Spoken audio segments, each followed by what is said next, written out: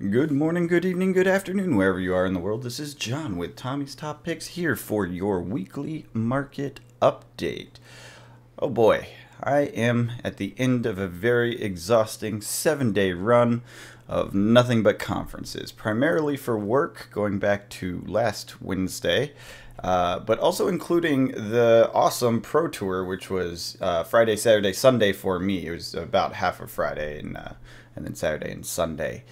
What a great time. It was an amazing event. I can't speak highly of it enough. You saw all the regular faces that you know from the YouTube crowd. So everyone that was there, everyone was having a good time. Everyone was, playing games, cracking packs and having fun, the things I love to see. And it was wild. It was wild. It was a big event, a lot of people. Got to see James White walking around all the time. Like it was small enough where it wasn't like you only saw the big faces once in the distance on a stage or something, right? Like you literally walk past James White probably a dozen times because he's there getting things done, moving from one place to another. Helping. I saw him carrying a table at one point. The guy was helping set up. Like he did not mess around. He was making it happen, and the events were well managed. The judges did a great job. The coordination, I heard no issues about that. It was easy to get sign up for your event. You got your event going, you did your event and got your rewards, no problem. I think there was on the last day there might have been like a bug in the system for some people. They had trouble with the ticket thing, but the people that were running the booth just took care of it. It was amazing. It was great. Instead of it being like a big hassle, they're just like, here you go. We'll figure it out. Here, show me this, that, the other, whatever, right? It was great. So good job. Awesome event. Really good time. If you want to hear some of our first impressions, Tom and I spoke about it on the podcast, which we did from our Airbnb. So I apologize for the bathtub quality. It was on his phone sitting in the living room of the Airbnb, and I don't think he was awake. I was only partially awake, but we had a lot to get done that day, and that was pretty much the only window we could do it. So anyways, I hope you guys enjoyed that content. Let's jump into the market though. It was great. I think I don't know if Pro Tour had an impact on the market, but something is happening with the market, as you can see from this heat map. Wow, lots of stuff moving, some upward, some downward. So I think volatility is back is the name of the game, right? So let's just go through it. So ARK Unlimited is up 8.25% from $89 to $97. Now on these ones, as we've seen in the past, these reversals happen. So like if you go down, some significant amount, then you might bounce back up. It's kind of that reversion to the mean thing. So these ones we can probably ignore, except that they're pretty big numbers. That's the one thing, that 13 and 14%. But if you look back historically, you can see it's just kind of reverting back to where it was, right? 85 and 84. 99 to 97, so it's actually still a little bit light on the return bounce, but not a big deal, right? This is week one. Let's see what happens next week. We'll probably trickle further up, assuming that is what's happening. It's just reversion to the mean. But either way, volatility is back. We just seeing bounces. We saw it last week with the dips. Now we're seeing the jumps, and that's how it goes. So things are heating up on ARK, Crew, and Mon Unlimited. I think it's a little strange that these sets still have volatility. Maybe this is what we were talking about before, where as it gets to the end of its normal supply, the market starts jittering before it spikes. That may be what we're seeing, these dips and jumps here. Dips and jump, dip and jump for these three sets. Well, Mon really doesn't make sense, but Crew and ARK, that could make sense on. Yeah, I have no idea why Mon is moving around. Anyone know in the leave a comment below if you've heard some rumor about Mon Unlimited, or have a friend who's obsessed with it or whatever, and you know why people are that interested in it. But Mon doesn't make sense to me. But anyways, the others, I think it's mostly reversion to the mean right now, but it could be a sign that we're going to see a leg up in the coming months. Not weeks, not days, months, right? So this is the first signs of, hey, I can't quite get enough, so I got to raise my prices to when I sell it so that I can buy at a higher price, etc. This is how markets react to things. Tales of Aria took a dive, 28% down for Unlimited. That's pretty significant. It's not, no, it is. It's the lowest it has ever been since I've been tracking, at least. So, so there's your deal. I guess this is probably post Starvo, because we're going to see Starvo banned, so those aren't that useful anymore. Everyone's dumping their boxes with the expectation that people will not buy them as much. They won't be as liquid. That sort of thing is probably the reality. Let's get down to unlimited cases. Not much movement here. So this is, I would say this is probably all player driven, right? Because it's by the box as opposed to by the case, which would be collector retailer driven. So the cases, only notable thing is Tales of Aria, again, is down 13%. So if you wanted to pick up a Tales of Aria Unlimited case, there's got to be more out there, so I would honestly just wait. But it is a very low price. This looks like the lowest I've seen so far. So Tales of Aria is kind of falling off right now, which is, you know, post Starvo, what do you expect? We have the information about Valcor coming out, which basically indicates there's no... well, there is still ice in that, so this will probably go back up once Uprising's out, right? Because there'll be people that want the ice synergies that they don't have.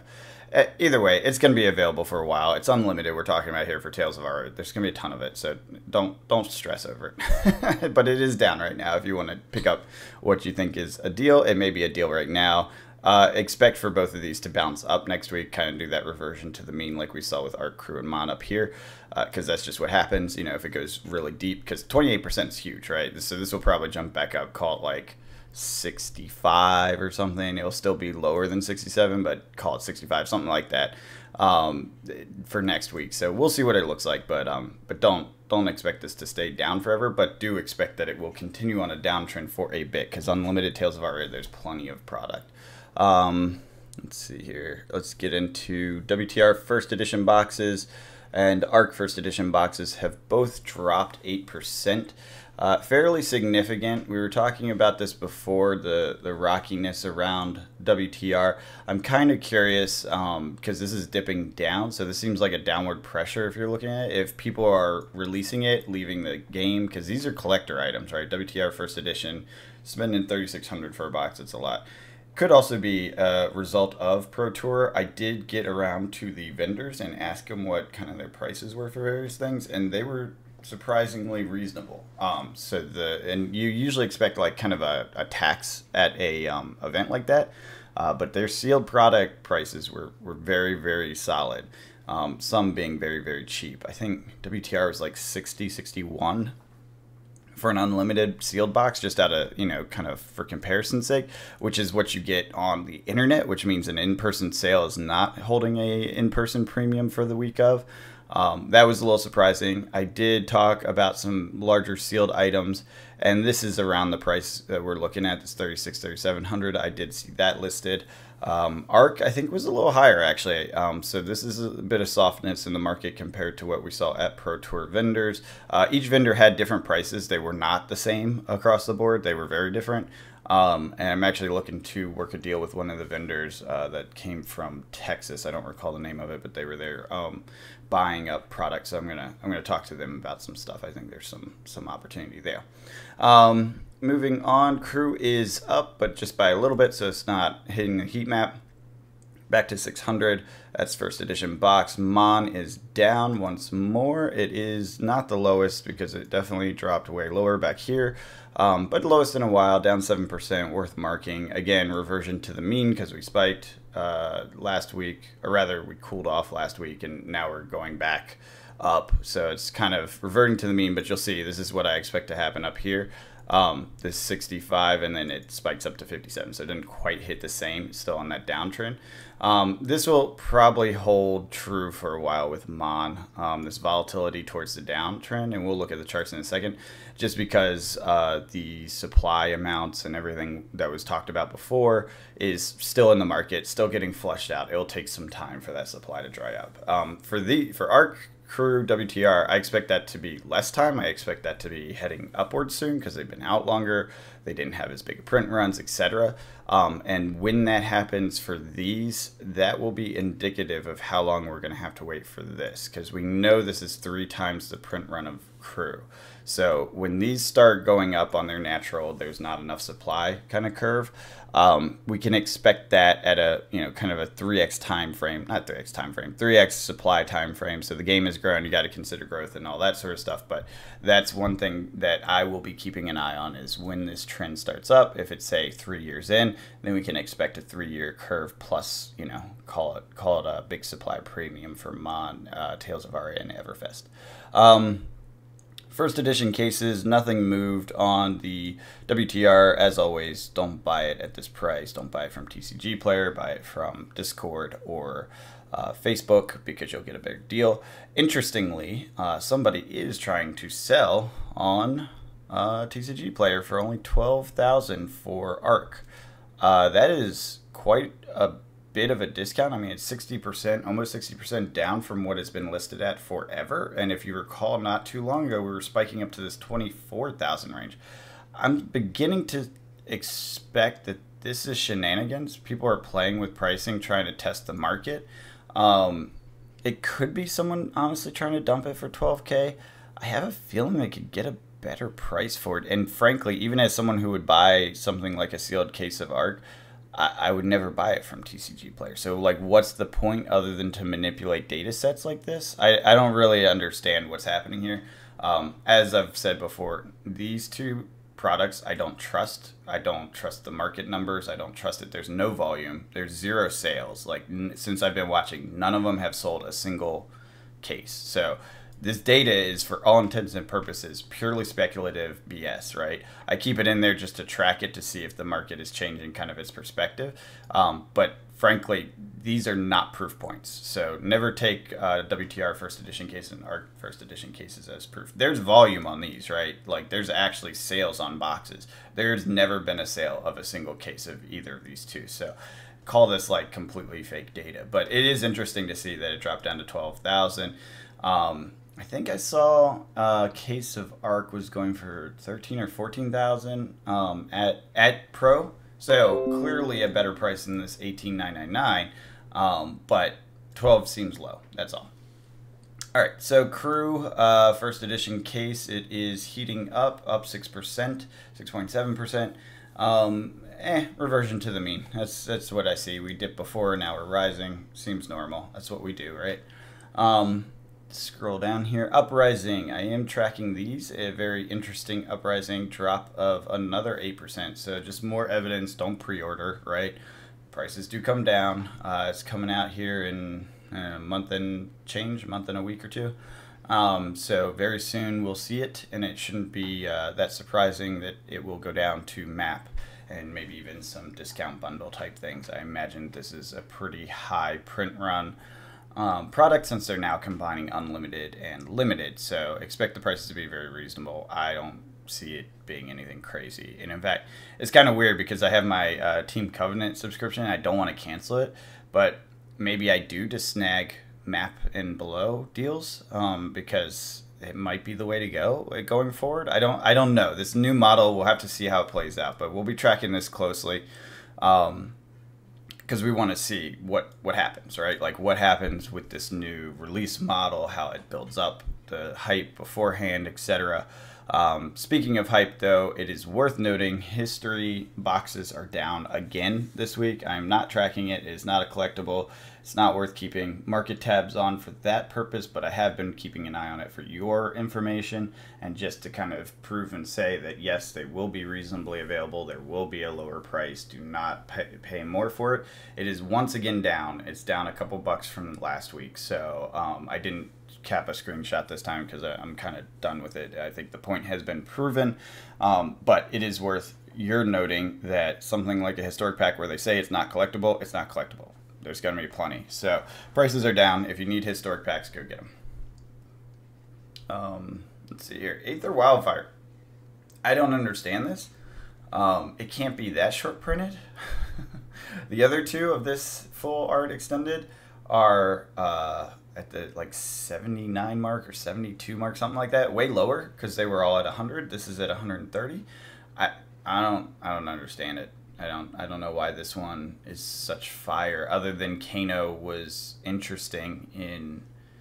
Yeah, I guess Wizards do like to bling their decks, so maybe it's purely a blinging thing. Kano was present in Pro Tour, made it to the top 8. 2 of the slots were Kano, so no insignificant feat in a very competitive space like that. So Kano was viable and showed up. It did not make it to the final 2 fight.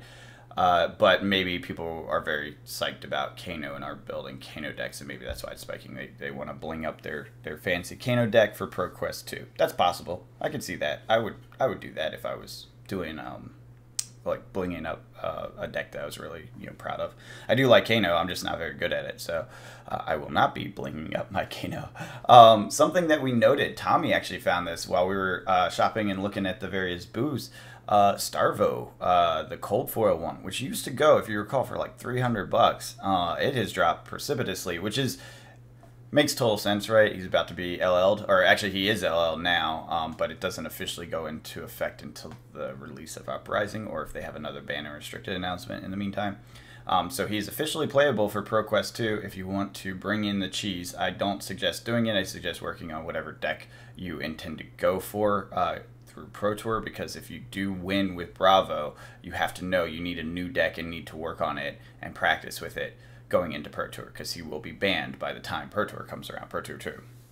And I'm assuming if you're going to ProQuest, you're doing it for the invite to Pro Tour. If you're just doing it to win a gold foil, Bravo's probably your way to go, because he's still good, he's still viable. He did not win the Pro Tour, but he was very, very close, and he was like 40% in the meta or something like that. Like he's very present and did a very good job, and showed up as you would expect. And now he's LL, so he won't be viable for Pro Tour in France, but he is viable for ProQuest. So if you just want the foil and I guess the street cred, that's fine. I believe this one's non-transferable, if anyone can confirm that in the comments. So don't expect to be able to sell your Pro Tour invite. I don't think you can.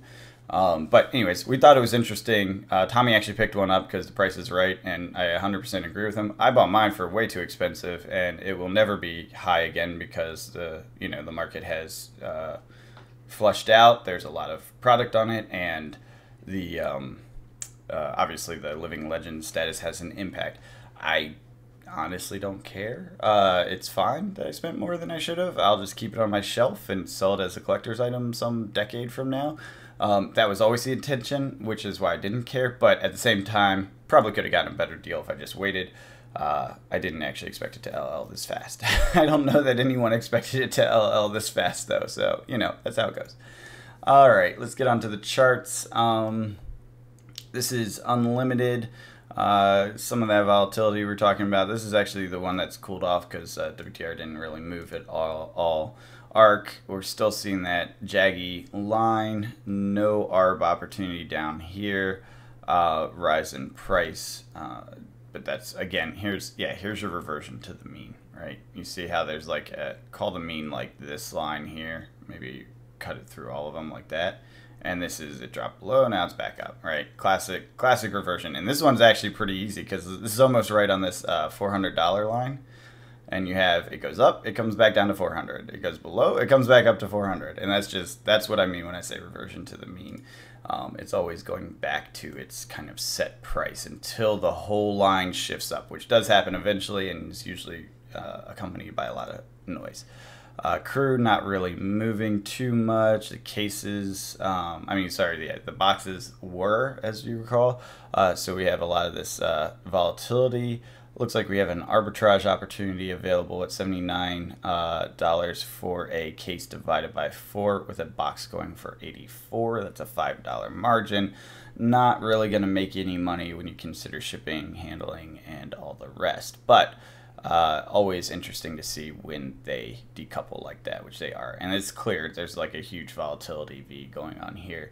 We'll probably come back down. I'm guessing we get closer to that mean until we settle. Or, as I was saying before, this may be the precursor to supplies out, right? Remember, Crew was the first out of print, and I think it was a limited print run as far as it goes for unlimited. So I think this is probably going to run out before ARC and the others. So I do think that we'll see the jagged volatility and then the upward swing of price here before we'll see it in ARC Unlimited or WTR Unlimited, obviously, because apparently there's just a ton of boxes on the market. I don't know why, but I guess it's when that WTR event or something else, there's just a lot of extra boxes. The prices are really low.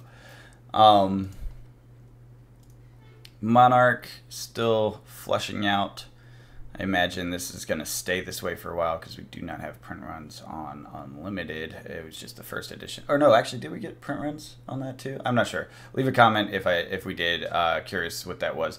But either way, the first edition was heavily printed, so everyone's expecting or knows that the unlimited edition is also going to be heavily printed. I'm glad they changed the model. That's all I can say about that. Yeah, so we'll see volatility. I don't expect that one to be on a high rise anytime soon. Tales of Aria falling off a cliff. We'll call this the Starvo decline kind of thing. Although Icelander's coming in, maybe we see it jump back up. I think she's going to be pretty powerful and probably annoying. I don't know. We'll see. There's also a lot of speculation about a fourth hero, and I know I did the video on the card index and that sort of thing and not having room for it, which is possible, except someone made a very, very good point. James White did say something about introducing a new character for the first time that has been in design the whole time, blah, blah, blah, blah. It was an article on Channel Firebar. Go look it up. Very interesting argument for why there may be an additional ice hero in there. I'm a little curious if it's going to be like a special, you know, cold foil one that you can't actually play and draft with. So it's a character, it might be like Starvo style where it's double-sided, you know, beautiful art situation. Wouldn't be draftable, would be playable, Ice Brute, something like that. And that card may come in the like 002 slot because it's specialized. It may come in the beginning of the ice section or something, you know, like there may be something special there that's like out of order in an unexpected place that is a different thing. Now, it's also possible it's, I don't know, something that comes after Ice Wizard or Elemental Wizard. It's possible, or they just call it something slightly different. I don't know. There was a pretty interesting argument though, and it had me curious because it was a Channel Fireball and it was Mark Grappio or whatever his name is. I apologize for slaughtering his name, but a guy that's closely associated. So he may have some insider info. He may just be speculating. I don't know. I thought it was interesting, worth looking at. Either way, Icelander's probably going to be good. So I do expect Tales of Aria to go back up at some point. Oh, we don't have Everfest Unlimited. All right, first edition. Sorry, we're almost done. It's taking a while. WTR first is doing what it does. It's dipping down a little bit, a little low.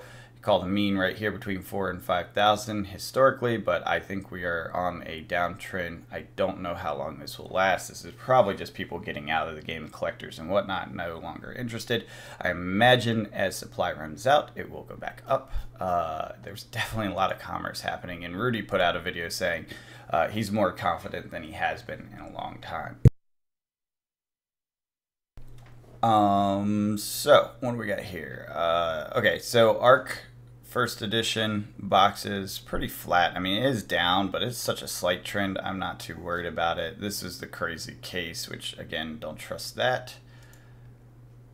Crew is back on the rise, but again, reversion to the mean. This just looks like volatility to me.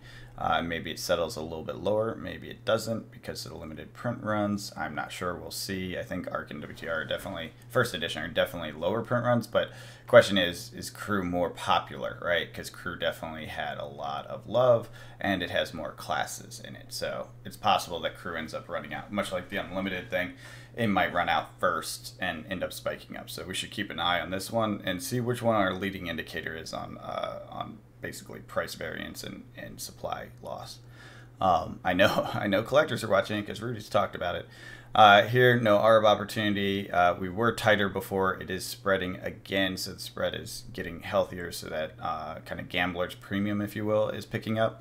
I wonder if I should do a metric on that, like the ARB metric, and just have it on the side, like how are we in a good ARB position, are we negative? And is the spread increasing or decreasing, because that does indicate kind of how much of a premium there is. So this was the dip on that premium for the case, and this is now we're returning back to the mean. It's interesting because this is a muted dip on the price and then a much bigger dip on the case divided by 4. So the case is really what is driving this market here, it looks like, as far as action and activity. So interesting. All right, let's get on into Monarch.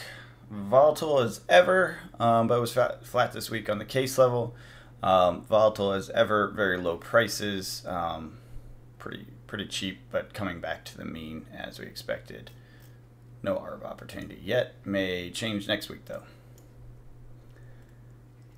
Tales of Aria. Sorry, jump past this. Volatile as ever. This is just a crazy chart. You can't do anything with this. There's no interpreting this for now. So we'll just keep an eye on where it goes. It's a general trend up though through this mean. But I'm not going to hold my breath that it stays so. It's first edition. Ice cards may be in some demand, as Icelander comes out. I don't know. We'll see. If she's that crazy good, which she may be, then maybe it is. But I think a lot of people are going to go for the Illusionist just because everyone loves Illusionists. And dragons, come on. I mean, it does look awesome. Anyways, case in ARB opportunity, no ARB yet. This is cooling back down. This was a weird spike in case prices, I guess, pre-Pro Tour. Maybe that's what that was about.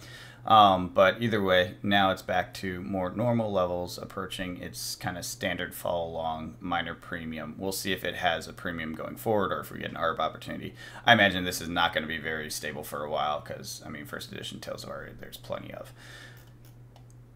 Everfest, we are at some level of stability. We did our little Nike swoosh, and now we're kind of flatlining. I like that. I hope we flatline. I was actually hoping it was more of an uptrend, but it is early for that. There is product out there.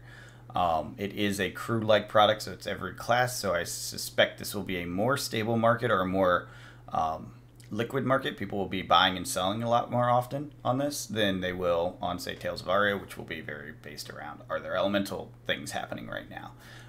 So I expect Mon and Tales to have, kind of the limited touches on the market liquidity activity, whereas Everfest will act like Crew and be a lot more transactions here throughout. We should probably keep an eye on Everfest and Crew as kind of leading indicators on the two different markets.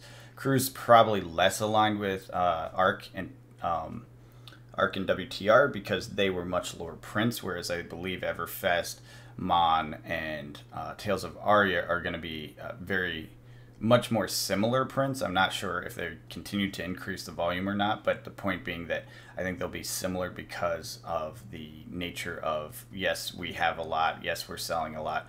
I mean, I hope they didn't triple down on top of Mon numbers. They may have, though, because they were getting false market data, and that would be a real shame. That would crash the heck out of those boxes, and probably Everfest too. I think they figured it out by Everfest though, because if I recall correctly, they mentioned the Fab 2.0 thing while Everfest was, or before Everfest hit the printers. So we'll have to see. Let's see what happens over the next year or two. I'm not too worried about it. Like I said, all this stuff will be worth something in the future, assuming the game keeps going and the game is awesome. I don't know. I think everyone, including Rudy, has more confidence now than they have in quite some time in the game and its popularity and the fact that it will be successful and stand the test of time. I just don't know if people think that everything is collectible anymore, which is fine. Not everything should be collectible anymore, and they are addressing that with the historic packs and the new approach. So I think ultimately we'll see a good place. This is definitely a hiccup. This is the era of the hiccup, right? And I think there's going to be a lot of those across games and other things in 2020 to 2022 timeframe, because that's when these markets went insane and so mistakes were made. It's how it goes, right?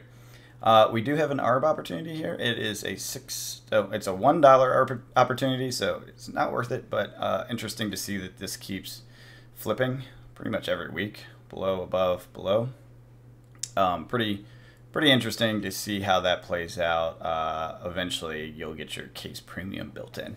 So that is it for now. If you have any questions or comments, please leave them below. Don't forget to hit the like button if you like this content. You probably aren't even here yet because most people do drop off before the end.